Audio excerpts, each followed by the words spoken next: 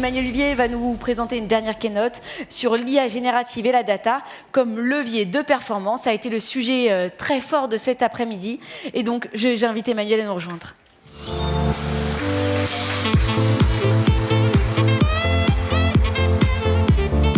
Alors, rebonjour à toutes et à tous. Demain, on parlera un petit peu plus d'IA générative et de marketing demain matin, mais là on va se faire une séance un peu plus généraliste.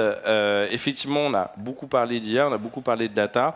On va essayer de se faire un focus ensemble. C'est un sujet qu'on connaît bien au web et qu'on n'arrête pas de décrypter. Alors, si on remonte quelques années en arrière, à l'époque de l'Empire romain, le pouvoir c'était assez simple. C'était ça. En gros, combien de soldats sur le champ de bataille? C'était vraiment la force physique et un peu la stratégie. Après, ça a été finalement les moyens de production, les usines, le financement. Mais depuis quelques années, avec le numérique, on voit que le pouvoir repose de plus en plus sur l'innovation d'un côté et la distribution. Finalement, aujourd'hui, vous êtes Apple avec l'Apple Store, vous prenez votre petite taxe sur toute la création et la créativité des développeurs d'applications. Et on voit bien qu'aujourd'hui, un Netflix a force, c'est de pouvoir distribuer dans 120 pays, par exemple, un film, là où une chaîne de télé va pouvoir proposer 1, 2 ou 3 pays. Donc on voit qu'il y a des choses qui évoluent là-dessus. Et effectivement, on voit que, par exemple, sur le profit, uniquement le profit d'Amazon, ça c'est AWS en bleu, et ça c'est le reste des activités d'Amazon. Donc en chiffre d'affaires, évidemment, le retail reste beaucoup plus gros, enfin le e-commerce, mais effectivement en termes de marge, effectivement la tech et l'hébergement, le cloud, est beaucoup plus intéressant pour eux. C'est Laurent Alexandre, dans ses différents ouvrages, il vient de ressortir la nouvelle version de la guerre des intelligences à l'heure de ChatGPT, qui nous dit finalement on rentre dans l'ère d'un capitalisme cognitif où finalement on est dans une knowledge-based economy, l'économie du savoir, et avec l'IA, le big data et l'automatisation, finalement, il va y avoir des gagnants, il va y avoir des perdants, il va y avoir ceux qui arrivent à démultiplier la création de valeur, mais un petit peu comme à l'époque de la révolution industrielle. Là, finalement, c'est un peu la révolution du savoir. Et effectivement, il nous dit que l'IA, ça va toucher 4 grands secteurs. La nanotechnologie, donc là, c'est tout ce qui est un petit peu les matériaux intelligents, la chimie, la construction, les biotechnologies, et on voit bien que là, sur toute la R&D en santé, ça accélère très fort. Évidemment, l'IT. Bon, ça, on est plus que convaincu. Et puis, demain, le cerveau, alors on n'y est pas encore tout à fait, quoique avec Neuralink et dans d'autres expérimentations, on voit pas mal de progrès. Alors, ce qui n'est pas évident, c'est que c'est des technologies exponentielles, donc sur lesquelles il va y avoir des grandes accélérations, mais on ne sait pas à quel moment ça va accélérer. On voit bien que sur l'IA générative, ChatGPT, c'est que novembre 2022. Et vous avez vu déjà à quel point on en parle, 100 millions d'utilisateurs en moins de 2 mois. Donc on voit qu'il y a des moments d'accélération comme ça, mais avant, ça fait 8 ans que OpenAI est en train de développer ChatGPT. Donc on voit que ce n'est pas évident d'anticiper. Finalement, vous voyez, vous votez votre budget pour l'année prochaine, voire à 2 ou 3 ans, mais on ne sait pas du tout ce qui va se passer dans 2 mois, dans 3 mois, dans 6 mois, et il va falloir réagir. Il va falloir réagir, et c'est d'autant moins simple que, vous voyez, au début, la techno, elle est presque moins efficace que ce qu'on fait déjà. Quand on a un métier mature, quand on a des process matures, finalement, le nouveau truc, au début, il est un peu en mode test and learn, R&D. Limite, il est moins performant, il coûte de l'argent. C'est un risque. Quand on voit que Microsoft a mis plus de 10 milliards pour financer OpenAI et ChatGPT, fallait être sûr de soi. Au début, on dit 10 milliards en R&D, quoi. Peut-être que ce truc va marcher. Et puis, boum, à un moment, effectivement, on s'aperçoit que quand on est arrivé à un certain volume de data qu'on a mis dans ChatGPT, il devient particulièrement pertinent. Et là, du coup, il y a une accélération qui est phénoménale. Et donc, dans tous les sujets que l'IA et la tech touchent, finalement, la difficulté, c'est de savoir où est-ce qu'on est. Si on est trop tôt, on risque d'évangéliser dans le désert, on va dépenser beaucoup d'argent pour rien, quand le marché n'est pas mûr. Mais si on est là, on a raté le train, on a raté cette accélération qui est de plus en plus rapide, puisque finalement les réseaux sont déjà là, et on voit bien que chaque nouvelle vague technologique est plus rapide que la précédente, puisqu'on a les moyens de distribution. Finalement, la loi de Moore, où on se disait qu'on allait arriver un peu à ses limites, alors ça peut être la puissance de calcul, mais finalement on a le cloud, on a la distribution, on a le haut débit, on a l'IA, tout ça continue de faire accélérer les choses. ChatGPT, 100 millions d'utilisateurs en 2 mois, 1,6 milliard de visiteurs aujourd'hui, 24e site au monde, et je pense qu'on n'a pas vu beaucoup de banners ou beaucoup de campagnes de pub pour ChatGPT. D'ailleurs, je pense qu'ils auraient pris un meilleur nom que ça s'ils avaient imaginé que ça allait marcher autant. C'est quand même un bon nom de geek pour pas aider les choses, comme quoi c'est d'abord la qualité du service, le marketing et la com, ça aide, mais après. Et effectivement, des acteurs, il y en a beaucoup plus que OpenAI, qui n'est pas de l'open source, et qui appartient maintenant à 49% à Microsoft. Donc OpenAI qui fait ChatGPT, DALL-E pour le visuel, Codex pour le code, Jukebox pour la musique. On a Microsoft qui possède 49% de ChatGPT, qui du coup va nous faire Bing Chat Enterprise, donc la version privée de ChatGPT, tout sécurisé, privacy, etc. Et Office 365 Copilot, on aura finalement de l'IA générative dans PowerPoint, dans Teams, je vais vous montrer ça dans quelques secondes. Google, qui s'est fait challenger, qui essaie de revenir dans la course avec son algo Palm 2, qu'on retrouve dans Bard, le concurrent de ChatGPT, qui a eu un peu du mal à se lancer, et Google Duet AI Workspace, donc là c'est l'équivalent de Copilot chez Google.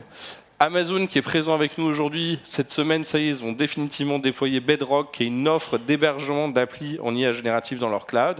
Et IBM a la même chose avec IBM Watson XAI. Donc eux, ils peuvent héberger des applications d'IA générative qu'on veut faire tourner chez eux. Anthropic, vous avez dû entendre parler d'eux la semaine dernière, ils ont levé 4 milliards auprès d'Amazon. Ils ont Claude 2, qui est le concurrent uniquement B2B de ChatGPT pour faire de la recherche documentaire, de la synthèse, de la traduction, etc. Hugging Face, si vous n'avez pas entendu parler d'eux, ils sont déjà à plus de 2,5 milliards de valo. Sur les 3 fondateurs, il y a 2 Français. Et eux, c'est le site, c'est le AWS de l'open source, donc il n'y a pas que des boîtes privées, il y a effectivement des acteurs, et même Meta, qui était parti pour faire du privé, qui a eu son code source qualifié, c'est finalement converti à l'open source avec Llama 2 qui marche très très bien. Après, on a 3 grands acteurs pour le texte ou image, Midjourney, Stable Diffusion et Adobe Firefly, qui ont chacun leur force et leur faiblesse. Là, je vous ai mis quelques-uns des plus gros acteurs, il y en a plus d'une centaine, et après, au-dessus de ça, il y a des milliers d'applications. L'IA, c'est pas nouveau. Dans l'IA, on a le machine learning, qui est une façon d'apprendre finalement aux algorithmes à s'instruire. Et effectivement, le generative AI, la nouveauté, c'est vraiment d'avoir utilisé des LLM, des large language models. Donc c'est vraiment d'empiler des milliards, voire des trilliards de données qui, d'un seul coup, rend l'algorithme beaucoup plus pertinent. On a un foundation model, ici GPT-4, qui va être utilisé par une application web, ChatGPT.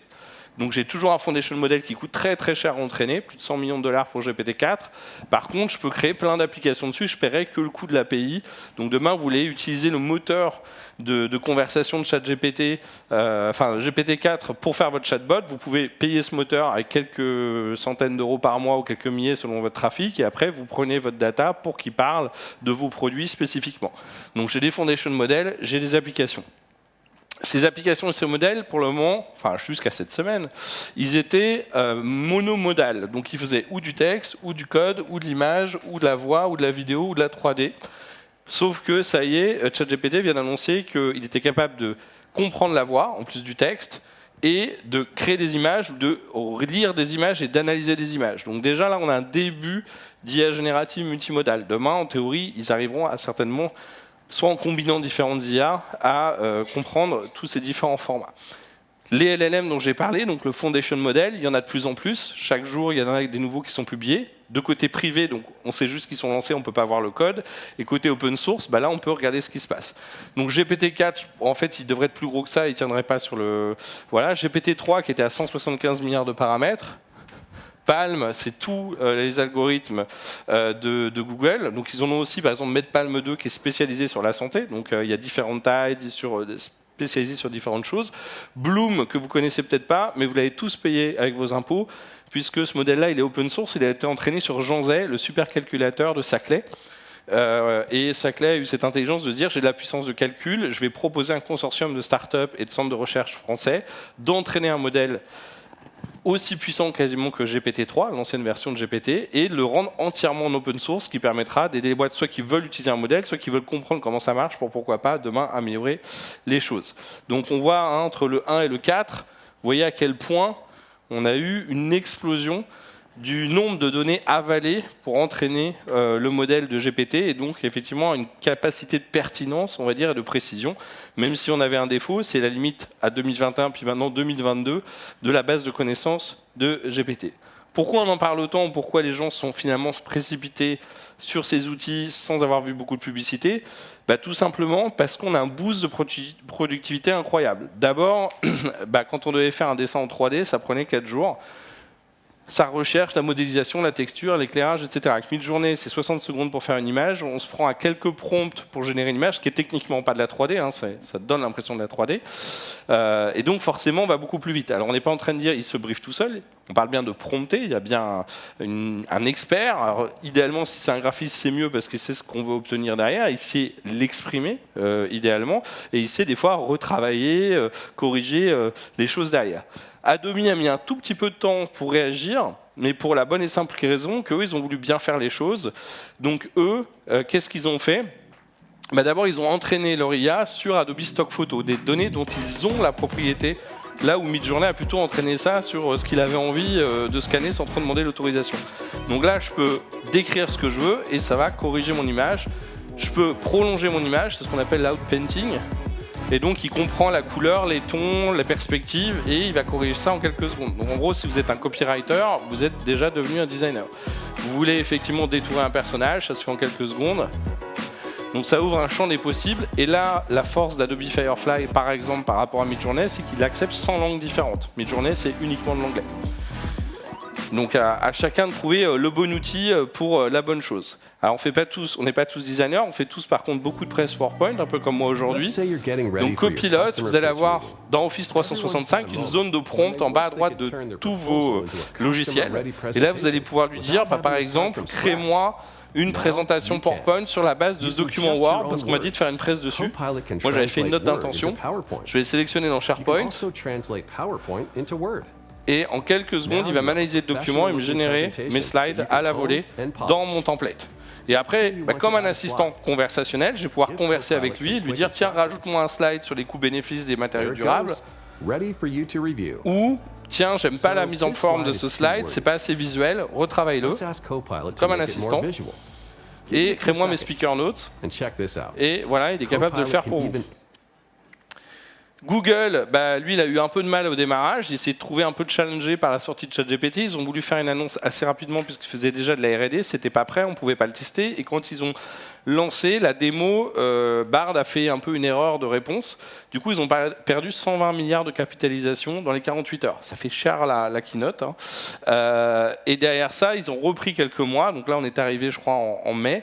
Ils ont relancé Palm 2 avec Bard. Et là, ils nous annoncent, ça y est, c'est lancé partout dans le monde. On se précipite dessus. Et pas de bol, c'est disponible partout dans le monde, sauf en Europe, à cause du RGPD. Bon, là, finalement, ça y est, c'est enfin totalement disponible.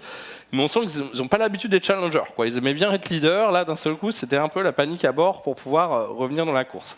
Ils ont l'équivalent de Copilot, qui est Duet AI for Google Workspace. On y a déjà accès avec le Web Institute. Pour le moment, c'est qu'en anglais, mais ça peut vous aider à écrire, synthétiser, résumer vos emails, relire les choses.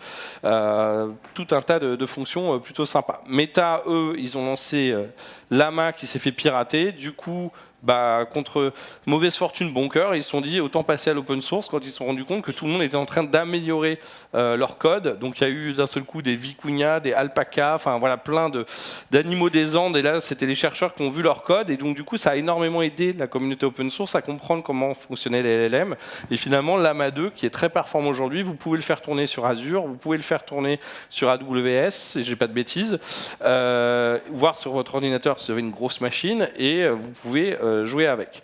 Amazon Bedrock, Watson et XAI, donc là plutôt en hosting de solutions plus sophistiquées que vous voudriez faire tourner. Et chez AWS, il y a vraiment, vous pouvez installer des modèles propriétaires, des modèles open source. Enfin, franchement, ils sont le plus compatibles possible avec un maximum de choses en disant finalement, peu importe, nous on est prêts. Vous voulez faire tourner ce que vous voulez, tout ça sécurisé. Et puis après, il y a des plus petits acteurs, Lighton, mais qui est quand même porté par Amazon au niveau mondial. C'est une boîte française et eux, ils sont spécialisés en LLM plutôt pour les RH et la finance. Ils sont très très bons là-dessus, c'est que du B2B. Donc ouais, c'est un LM plus petit, parce qu'il n'a pas besoin de connaître, je sais pas, l'histoire, l'entertainment, etc. Mais il est très bon sur ce qui se fait. Évidemment, certains LLM vont être très bons en français, en anglais, en espagnol. Vous partez en chinois, en japonais ou en coréen, ça va être moins bon. Donc là, on voit aussi des modèles spécifiques pour la Chine, spécifiques pour le japonais, qui sont en train de sortir. Demain, l'idée, c'est que vous ayez votre ChatGPT privé, avec tous les sujets de confidentialité. Donc vous allez installer soit une licence ChatGPT Enterprise ou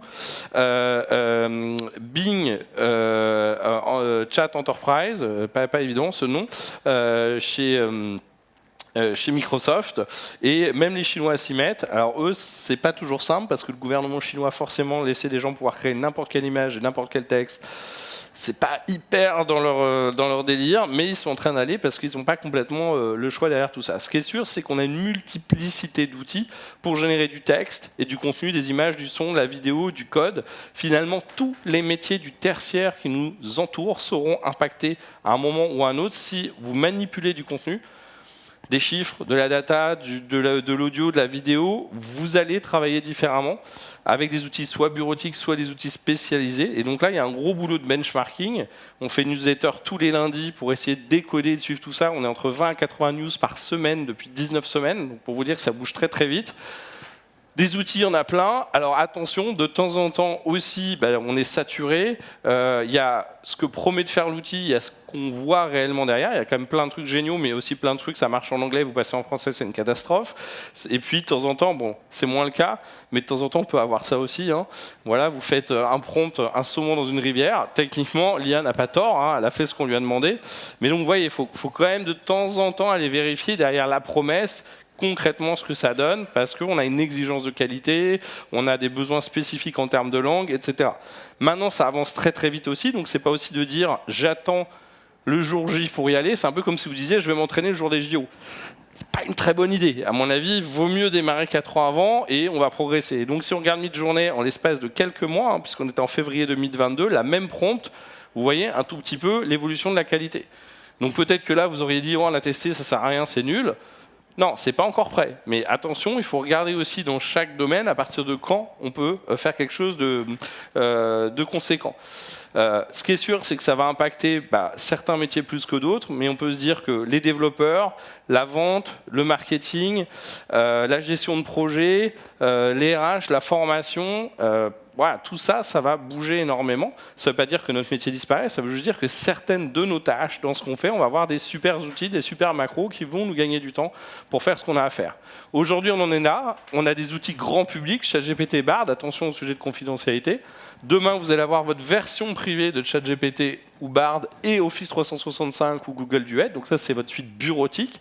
Et à côté, vous allez aller prendre soit des outils SaaS sur étagère, soit des outils existants, Salesforce ou d'autres, dans lesquels il y a des briques IA qui vont se mettre, soit vous allez fabriquer certains outils customisés sur mesure par rapport à une problématique. Là, c'est un peu plus de temps de spec et de description. Pour terminer, puisque je crois que j'arrive un peu au bout, l'IA, c'est un enfant surdoué qu'il faut alimenter avec beaucoup de données. Donc là encore, si je n'ai pas de données à donner à l'IA, il ne va rien se passer, mais mon IA générative, elle est aussi performante et aussi stupide que ce que je lui ai donné à manger. Ça veut dire que peut-être qu'elle est très forte en français, mais nulle. On a Kirtigan qui est dans notre équipe, avec qui on bosse beaucoup sur l'IA générative, qui nous disait en Sri Lankais, GPT c'est pété, quoi. En gros, vous mettez bateau, il vous dit table. Enfin, on sent que dans le dataset d'entraînement, ce n'était pas la priorité de ChatGPT. Donc des fois, voilà, faut vérifier un petit peu les choses. On sait tous que la donnée, c'est le nouveau pétrole de l'économie, en tout cas de l'économie digitale. Maintenant, à nous aussi, demain, si on veut utiliser des modèles qui sont déjà performants, il faut après pouvoir les fine-tuner avec nos données propres. Vous voulez faire un chatbot e-commerce, c'est génial. Alors, ChatGPT, si vous n'avez pas votre dataset de description de produit, ChatGPT, il ne pourra pas faire des miracles avec. Donc, il y a un moment, voilà, est-ce que j'ai bien préparé ma donnée, labellisé ma donnée, entraîné ma donnée pour demain leverager ces foundation models qui vont coûter très très cher et les adapter spécifiquement à mon sujet. Donc là, il y a toujours ce sujet de gouvernance data. Je sais que ce slide pique un peu les yeux, mais que vous fassiez du marketing avec du PLM, du PIM, du DAM, enfin, pour chaque métier, finalement, il va falloir toujours se poser la question qui entre la donnée, qui contrôle la donnée, où est-ce qu'elle est stockée, pour que demain, on puisse l'exploiter avec de l'IA générative en faisant partie. Donc pour conclure, effectivement, l'IA et le big data, ça n'a pas changé depuis quelques années. On avait sorti cet ouvrage avec Vincent. Clairement, ça fait partie de vos chantiers fondamentaux. Clairement, l'IT, la data et l'IA, c'est devenu core business. C'est plus des fonctions support. Si vous n'êtes pas capable d'être bon en IA et en data dans les années qui viennent, vous êtes mort.